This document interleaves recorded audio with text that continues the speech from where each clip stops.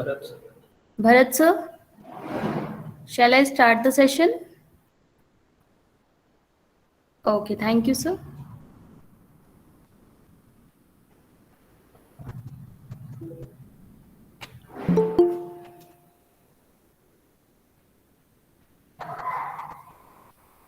A very wonderful good afternoon to one and all who has a part of this in-house training. I, Nidhi Gupta, extending my heartiest welcome to the President of Sahodaya School Complex, Hazaribag, Mr. Ashok Kumar, and I would also like to thank my principal, Mr. Ahsanul Haq, for giving me this golden opportunity to conduct a webinar on the topic Child Psychology to understanding the developmental stages of a child.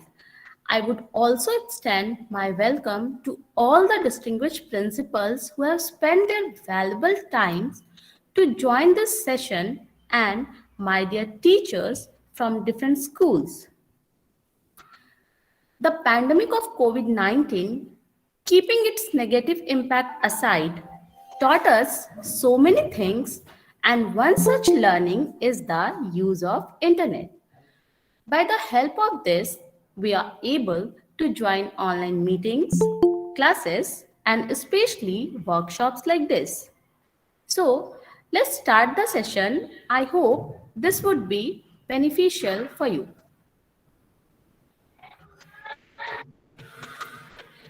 Here, you can see the first slide starts with a proverb. From this, we can understand that what's interesting about nature and nurture in child development is that they are both significantly impacted by the way God made us. When it comes to figuring out the personality traits of our children, we parents have a front row seat to ongoing nature and nurture child development debate. We find numerous examples to support both sides of the argument. Moving to the next slide. So today's program agendas are, the first one is understanding the meaning of child psychology, then definitions given by different philosophers on child psychology. What is the scope of child psychology? Its importance and need, methods to understand the child psychology and its developmental stages. Different theories given by different philosophers to understand the child psychologies like Sigmund Freud, Erik Erikson, etc. And the last is conclusion. First, we need to understand the meaning of child psychology. What is the meaning of child psychology? Yeah, the answer is child psychology is the study of subconscious and conscious childhood development. Child psychologists observe how a child interact with their parents, themselves, and the world to understand their mental development. A person's childhood is often a very simple yet complicated time, and it is also a very influential time in person's life, and the most people's childhood will have a big impact on the type of adult they turn out to be later in life. Childhood psychology is a specialized branch of traditional psychology that focuses on children, mainly their development and behavior. It is one of the most commonly studied types of psychology today. This type of psychology typically covers every child from birth to adolescence. Some areas covered under childhood psychology include milestones, behavior problems, social skills, mental and emotional well-being, and development. The next slide says about the definitions. Now, you can see from the slide that there are some definitions on child psychologies given by different scholars or philosophers who have done research, especially on this context. And here is the definition by Sir Watson. In his definition, he says, Child psychology came into being from the scientific study of child. The next definition is given by Harlock, and in his definition, he is trying to say that child psychology is the positive science which studies the behavior of the child in the context of his environment, treating the child as an individual. The next slide tells us about the aims and objective of child psychology. In this slide, we will understand the main aim and objective of child psychology. I think from my point of view, this is the most important thing we need to learn, that is its objective. In essence, the aim of child psychology is to assemble an objective knowledge base that can provide insight into both the nature of the childhood, generally as the distinctive characteristics of individual children, as what I think a child's psychic impact, how they learn, and thus understanding a child's personality is an important part of teaching them. A child psychologist can help to define the personality traits, strengths, and the weaknesses in children, which makes it easier for the educator to understand their behaviors. And they can influence lifelong habits and patterns through early influence. Children who have more positive psychological development in preschools are more likely to become successful in school and be less likely to suffer from emotional disorders such as depression in adulthood. Now, teaching a child psychology also helps their improving their attitude towards learning, which is critical for further progress into academic careers or directions that require language acquisition skills such as becoming bilingual, biliterate, translators, or interpreters, etc. I hope this would help you understand it better. Now, moving to the next slide is the scope of child psychology. Now, here comes the another slide related with the scope of child psychology. Again, the question arises, what is the scope of child psychology? The scope of child psychology is wide as it addresses a variety of issues related to mental and behavioral functioning of the individual.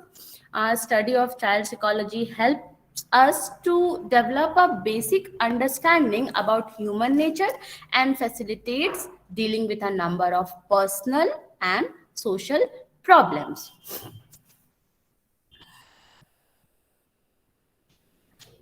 Methods of child psychology. Here you can see there are some methods of studying child psychology. The first method is naturalistic observation.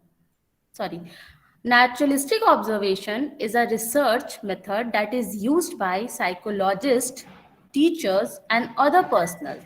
The technique involves observing children in their natural environment or by interviewing them, by asking questions from children, by studying case studies, or by comparing the child with any other child, or reading the biographies of child or autobiographies of child.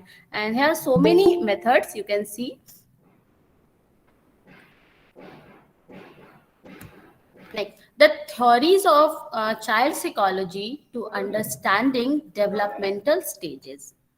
As you can see that the theories of child psychology has been classified into two groups.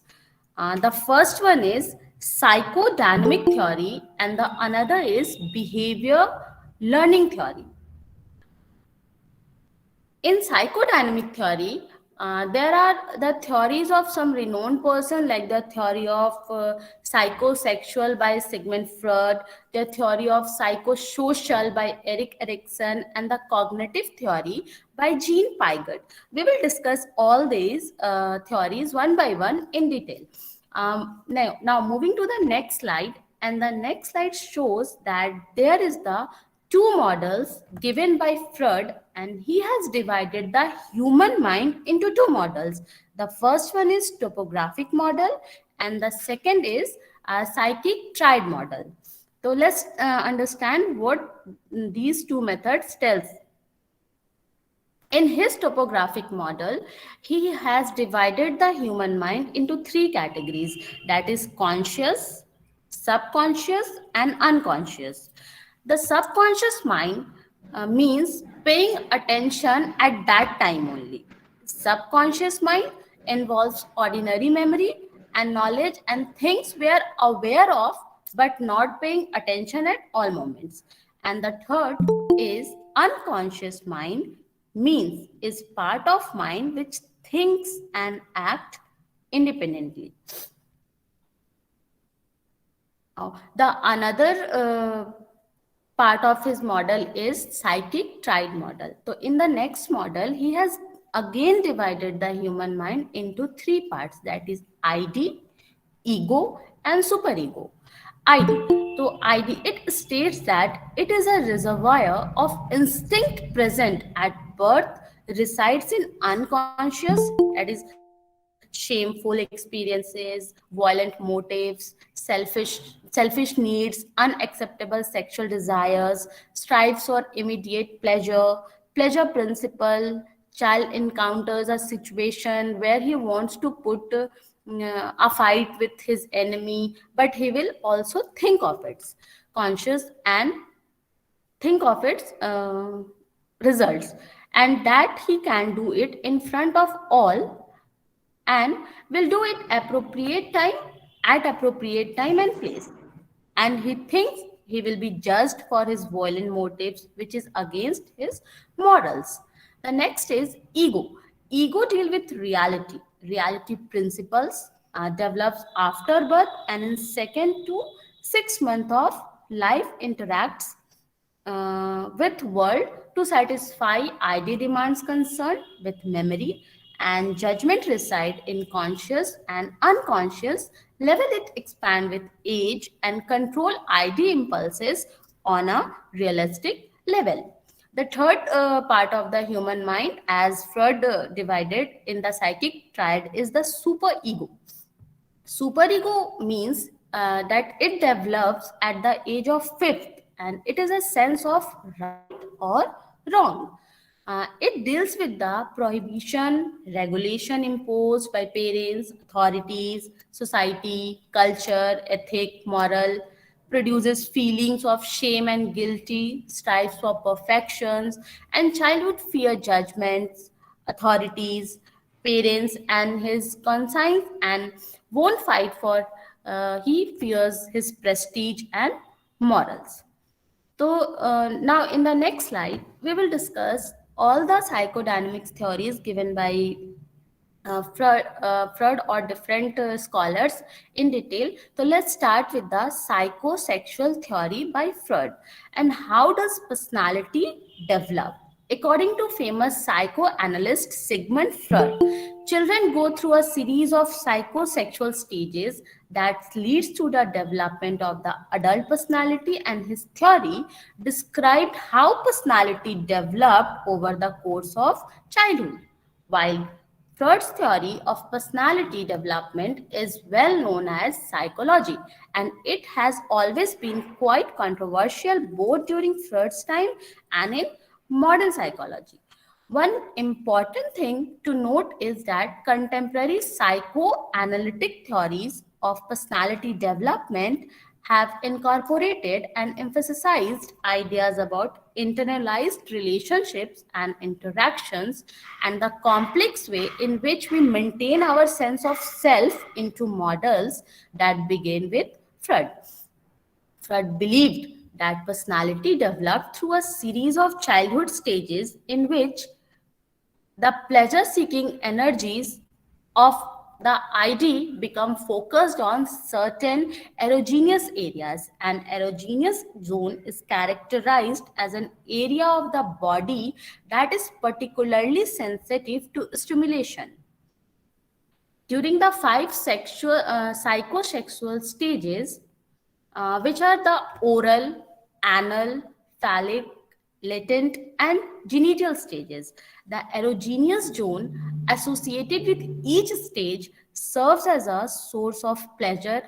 Psychoanalytic theory suggested that personality is mostly established by the age of 5, and early experiences play a large role in personality development and continue to influence behavior later in life.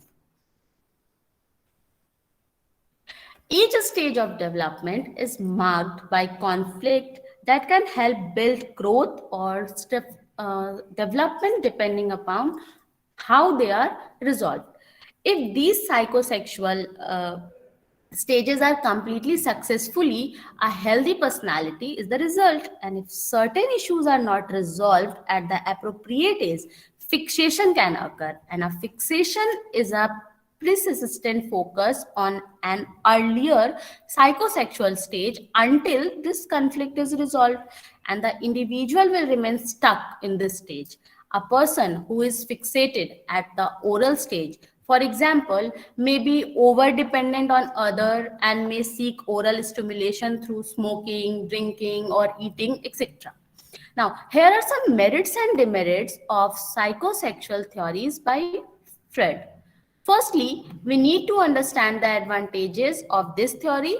So, the advantages of this theory are the psychoanalytic approach helps people explore their paths and understand how it affects their present psychological difficulties, and it can help patients shed the bond of past experience to live more fully in the present and explore interpersonal relationships. Now, here are some disadvantages of this theory, and the disadvantages are Freud's theory lacked empirical evidences and uh, relies too much on the achievements, and Freud's clinical data are also inaccurate, flawed, and selective at best. Freud's psychoanalysis technique, like ideas on the interpretation of dream and the role of free association, are also criticized. The next theory of psychodynamic is the theory given by Erik Erikson. So let's understand what he wants to explain in his theory. According to this theory, successful completion of each stage results in a healthy personality and the acquisition of basic virtues. Basic virtues are characteristic strength which the ego can use to resolve subsequent crises. Failure to successfully complete a stage can result in reduced ability to complete further stages and therefore a more unhealthy personality and sense of self. These stages, however, can be resolved successfully at a later time. So let's discuss the 8 stages of his theory one by one. The first one is trust versus mistrust.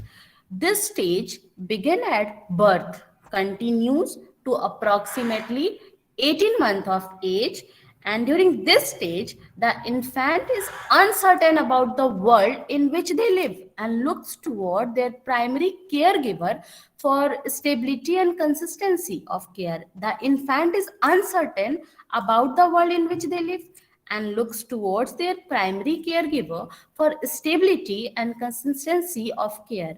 If the care the infant receives is consistent, predictable, and reliable, they will develop a sense of trust which will carry with them to the other relationships, and they will be able to feel secure even when threatened.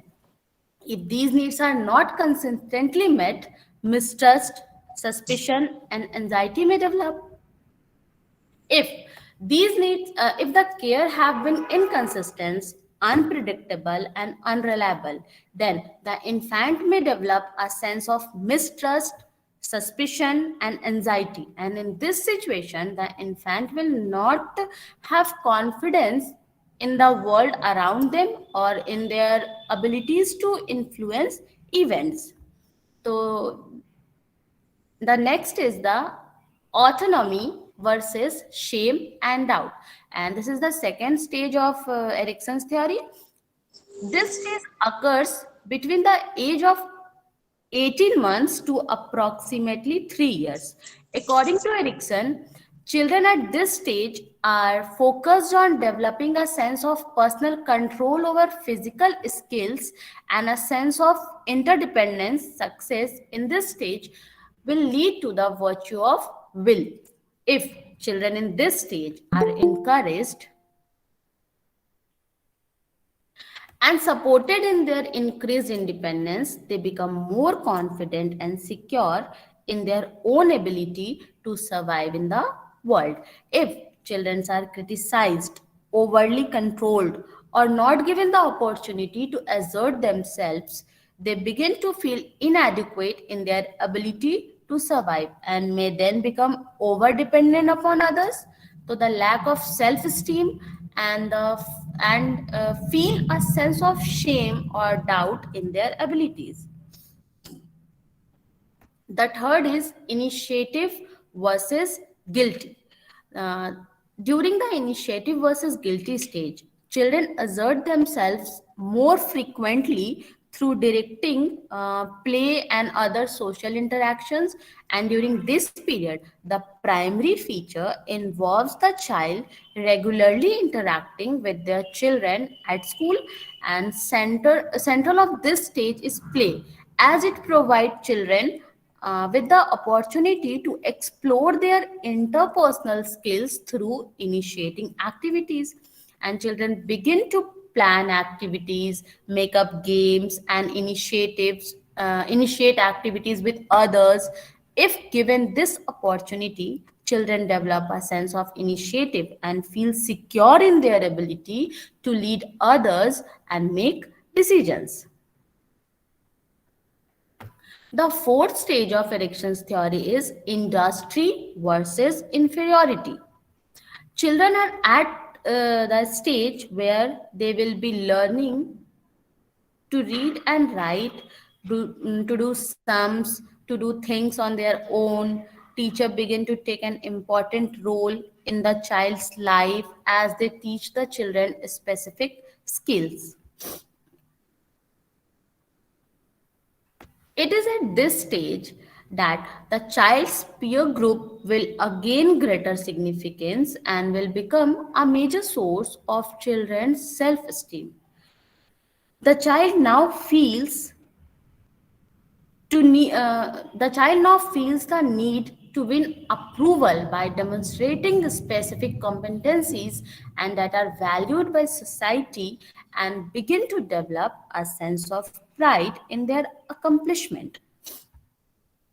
The next stage of Erikson theory and the fifth one is the identity versus role confusion. It occurs during adolescence, means from about 12 to 18 years. During this stage, adolescents search for a sense of self and personal identity through an intense exploration of personal values, beliefs, and goals. And during adolescence, the transition from childhood to adulthood is most important, and children are becoming more independent and begin to look at future in terms of career, relationships, family, housing, etc. The individual wants to belong to a society and also to fit in that particular society. The sixth stage of erection theory is intimacy versus isolation. This stage take place during young adulthood between the age of approximately 18 to 40 years. During this stage, we begin to share ourselves more intimately with others and we explore relationships leading towards longer term commitments with someone other than a family member. Successful completion of this stage can result in happy relationship and a sense of commitment, safety, and care within a relationship. Avoiding intimacy fearing commitments and relationships can lead to isolation, loneliness, and sometimes you may call depression also. Success in this stage will lead to the virtue of love. The seventh stage of Erickson's theory is generativity versus stagnation. This stage takes place during middle adulthood. That means the age belongs to 40 to 65 years. And we give back to society through raising our children, being productive at work, and becoming involved in community activities and organizations. Through generativity, we develop a sense of being a part of the bigger picture. Success leads to feeling of usefulness and accomplishment, while failure result in shallow involvement in the world. By failing to find a way to contribute, we become stagnant and feel unproductive. And these individuals may feel disconnected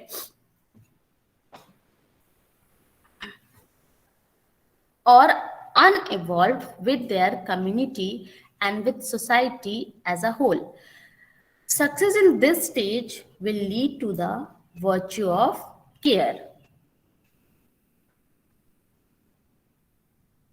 The next and the last stage of Erickson's theory is ego integrity versus despair.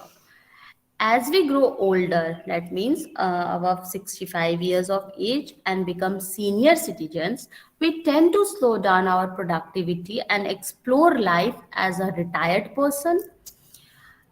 Erik Erikson believed if we see our life as unproductive, feel guilty about our past, or feel that we did not accomplish our life goals, we become dissatisfied with life and develop despair, often leading to depression and hopelessness.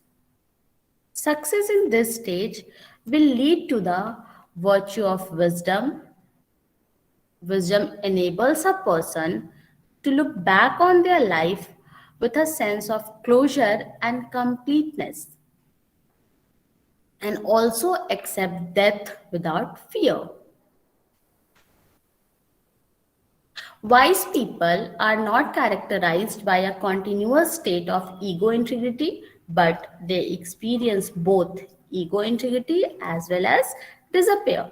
But thus, uh, late life is characterized by both integrity and despair as alternating states that need to be balanced. So these are the six stages or eight stages of development of child psychology given by Erik Erikson. And in the next slide, we will discuss about the merits and demerits of his theory. Why is Erikson's theory of psychosocial development important? The answer is its importance lies in the fact that it provides a holistic view of development throughout the entire lifespan, and it also stresses on the influence of social relationship on development. As we already know that there is always two aspects of everything. Some may be positive, some are negative. So there is also some demerits or negative aspects of Erik's theory. So we have already discussed about the merits of Erikson's theory. Now we are going to discuss about the demerits of, or you can say the disadvantages of Erikson's theory. Erikson's is, Erikson is often criticized for supporting a limited view of human development. Critics argue Erikson's focused too much on childhood, neglecting the development that occur in adulthood. And he admitted a person's identity could change in adulthood after the adolescent stage. So in the previous slides, we have discussed about the psychodynamic theories given by two philosophers. The first one is Sigmund Freud, and the second is Erik Erikson. And the theory given by Sigmund Freud was the psychosexual theory, and in that theory, we have discussed. It's a request. Please mute yourself. Again, I'm requesting you. Please mute yourself. Thank you. Okay, and in the next theory given by Erik Erikson, in his theory, we have discussed the psychosocial development of child by discussing the 8 stages of development. Now, the third theory of psychodynamic is the cognitive theory given by Jean Piaget. So let's discuss or understand what he says about his theories. Jean Piaget's theory of cognitive development suggests that children move through 4 different stages of mental development. His theory focuses not only on understanding how children acquire knowledge, but also on understanding the nature of intelligence. So, Piaget's stages are: the first one is sensory motor stage. Next is pre-operational stage. Third is concrete operational stage, and fourth is formal operational stage. So first we need to understand what age groups between these stages lies. So the first is sensory motor stage. It lies from birth to 2 years. The pre-operational stage, it lies between the age of 2 to 7 years. Concrete operational stage, it lies again between 7 to 11 years, and the former operational stage is the age between 12 years and up. So we will discuss all these operations, or you can say the stages of cognitive theory given by Piaget are: Piaget believed that children take an active role in the learning process, acting much like little scientists as they perform experiments, make observations, and learn about the world. As kids interact with the world around them, they continually add new knowledge, build upon the existing knowledge, and adapt previously held ideas to accommodate new information. So let's understand his theory in detail by discussing all the 4 stages of cognitive theory.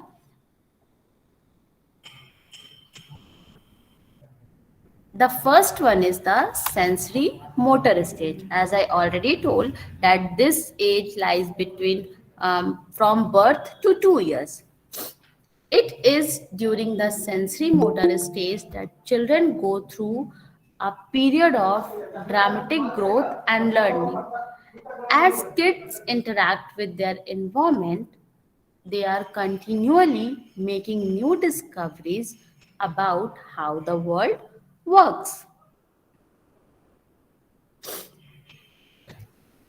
The cognitive development that occurs during this period takes place over a relatively short period of time and involves a great deal of growth. Children not only learn how to perform physical actions such as crawling and walking, they also learn a great deal about language from the people with whom they interact. Piaget also broke this stage down into number of different substages, and it is during the final part of the sensory motor stage that early representational thoughts emerges. Piaget believed that developing object stability or object consistency, the understanding that objects continue to exist even when they cannot be seen, was an important element at this point of development. The next stage is the pre-operational stage, and this stage lies between the age of 2 to 7 years.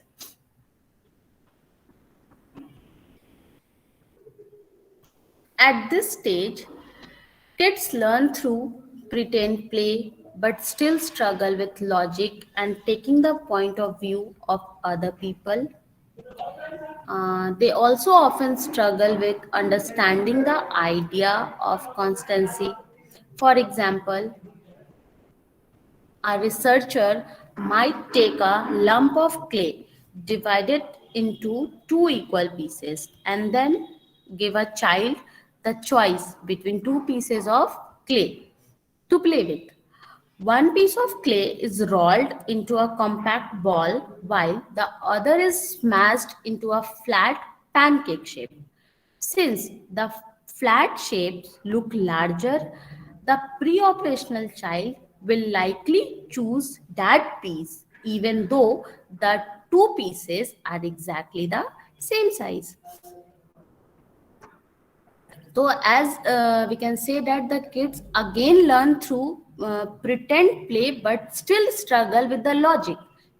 And I hope this is clear with the example of the two pieces of clay.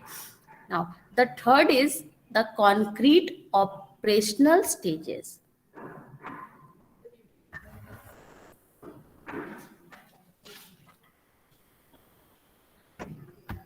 This stage lies between 7 to 11 years.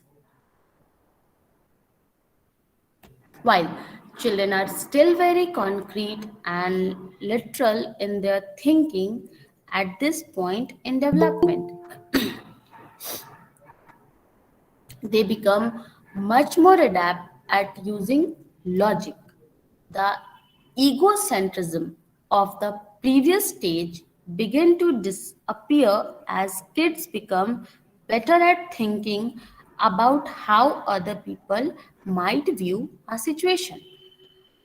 While thinking becomes much more logical during the concrete operational state, it can also be very rigid.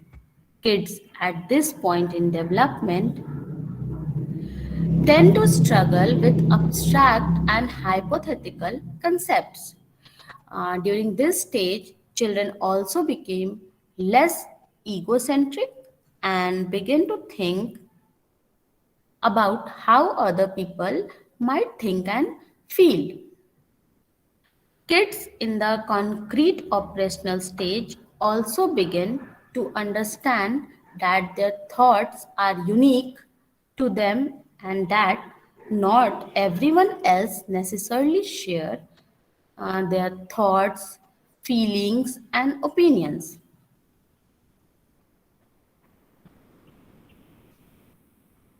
The last stage of cognitive theory is the formal operational stage, and the age of the children would be 12 and up. And the final stage of Pygott theory involves an increase in logic, the ability to use deductive reasoning, and an understanding of abstract ideas.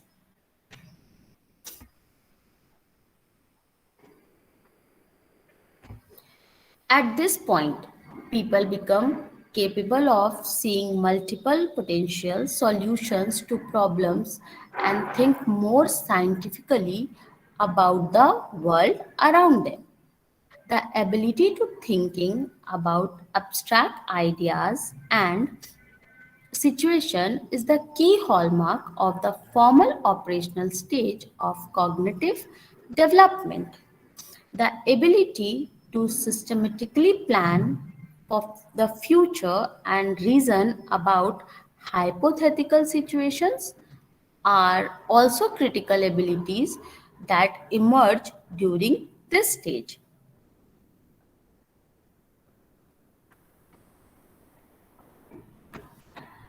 It is important to note that Pygott did not view children's intellectual development as a quantitative process.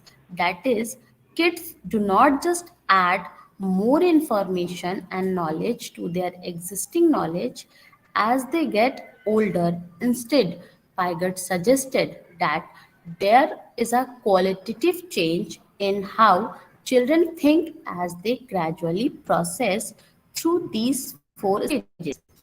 A child at age of 7 doesn't just have much more information about the world than he did at the age of 2, and there is a fundamental change in how he thinks about the world.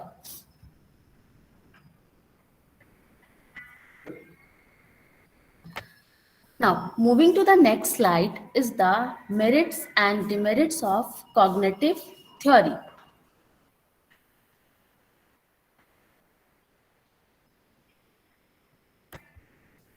The cognitive approach has a key advantage of practical and useful applications, but a key disadvantage of not being able to observe the supposed causes of behavior. The scientific nature of the approach is one worthy of discussing, as it can be both a strength and the weakness. The merit of cognitive theory given by Pygott is the cognitive learning approach teaches students the skills they need to learn effectively. This helps students build transferable problem solving and study skills that they can apply in any subjects. Developing cognitive skills allows students to build upon various or previous knowledges and ideas. The demerits of cognitive theory, as well as in the cognitive psychology, individual differences are often ignored, and it is assumed all internal processing is the same in different people. So there are the disadvantages in the cognitive learning theory, and the main disadvantages of the cognitive approach is that it refers to cognitive processes that we cannot directly observe. It relies heavily on interference, and therefore the cognitive approach may lack begin scientific on the basis that it is subjective in what is taken from findings. Moving to the next slide is the conclusion. Now we are at the end. I can conclude this session as child psychology tries to describe and explain all aspects of child development, including changes in children's cognitive, social, and physical development, and to understand and support children experiencing delays in their development. As you can see that none of these theories that we have discussed earlier are completely correct, and none of them are incorrect too, and they are proposals that shed light on the development of human being. Guidance of a child behavior is an essential prerequisite to complete child development, to treat a child successfully, or to manage a child. One should have sufficient knowledge on psychological and personality development at different stages. Thank you. Thank you all for being patient and paying so much attention. I am really grateful to all of you. Thank you once again. May I request Bharat sir to send the assessment link? And again, I am moving to the first slide. So you are able to fill the assessment form as the resource person name, and the topic is already mentioned in the slide. Thank you. Thank you so much, everyone.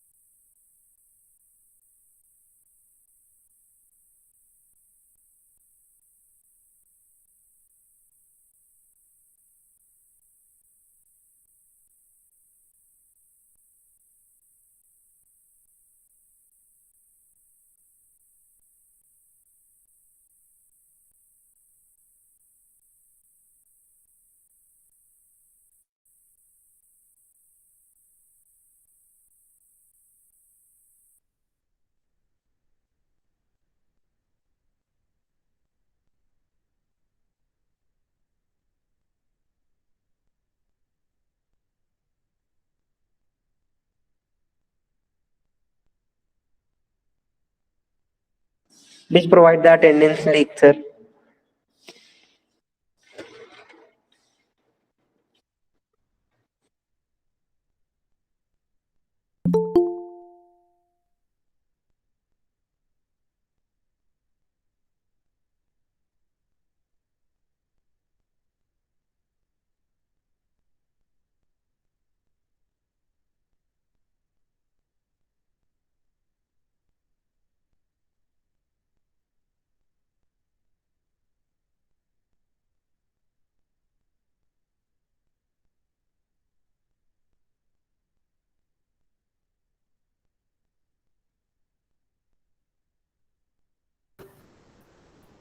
Thank you, all of you, for joining the session and being an integral part of this session.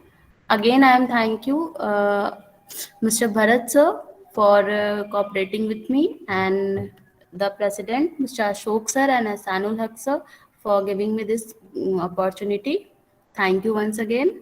Bharat sir, now may I leave? Okay, thank you so much, sir.